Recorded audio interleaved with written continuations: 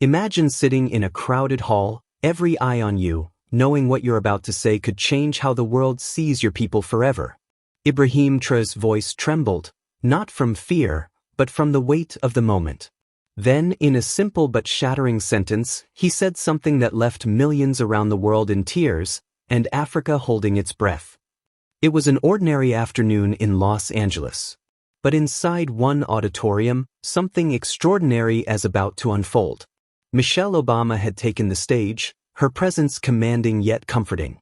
A global leadership summit had drawn some of the world's most influential voices, and the former First Lady of the United States was among the most anticipated speakers. With every word, she inspired. With every pause, she invited reflection. She spoke of global unity, climate justice, education for all, political reform in developing nations. The audience listened intently, applauding and nodding. And then she turned a page. The name of a small West African nation emerged. Burkina Faso, she said, her voice steady, eyes reading carefully. She adjusted her glasses. Under the leadership of Ibrahim Traoré, we've seen some impressive strides, yes. But also, cause for concern. There was a hush. While the world applauds progress, we must always question power. Transparency. Accountability. Are these changes truly empowering the people, or are they simply consolidating control? The audience listened. Some applauded. Others furrowed their brows. Around the world, screens lit up with debates, commentaries, and hashtags. Meanwhile, thousands of miles away, a different reaction was unfolding. President Ibrahim Traoré sat in his office, watching the broadcast. No aides stirred. No phones buzzed. Only the voice of Michelle Obama carried through the room. When it ended, he did not react with anger or frustration. His response was still. Then, finally, he spoke. "Prepare a response," he said to the small group around him. "But not to defend. To clarify. To show the world our truth." Traoré took to the podium. No teleprompter. No rehearsed script.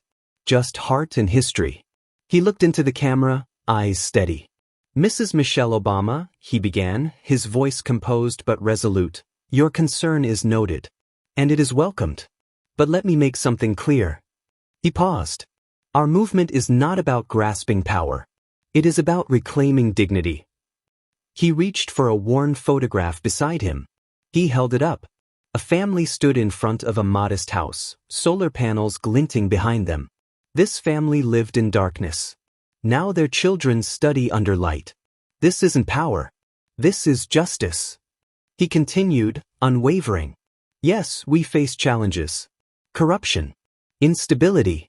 But these did not begin yesterday. These are the scars of colonial legacy and decades of external control. What we are doing is healing, restructuring, reclaiming our right to define our future. His words did not defend. They revealed. And then something extraordinary happened. Africa listened. And Africa felt every word. In villages and cities, from the Sahel to the Cape, people heard more than just a leader speaking. They heard someone understanding. Someone belonging. Someone fighting. The hashtags weren't just digital echoes. They were chants. Popes.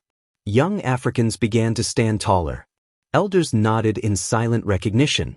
Finally, many whispered, someone is saying what we've always known. Michelle Obama watched every word. She listened. And for a moment, she didn't see a rebuttal. She saw a reality.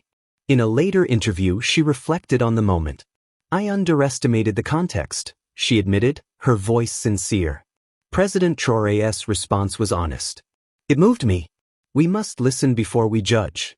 And we must remember that dignity looks different from where you stand." Her humility was praised. But the world's eyes remained on Africa. Scene transitions to a rural school in Burkina Faso. Children run, laughing. Desks filled. A chalkboard with the word, hope, written in French, espoir.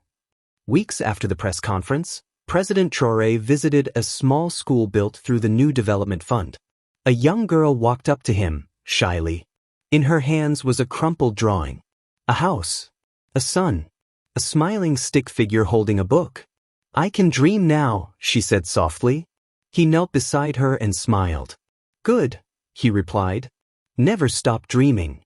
That moment said more than any speech. Because at its core, leadership is not about policy. It is about possibility.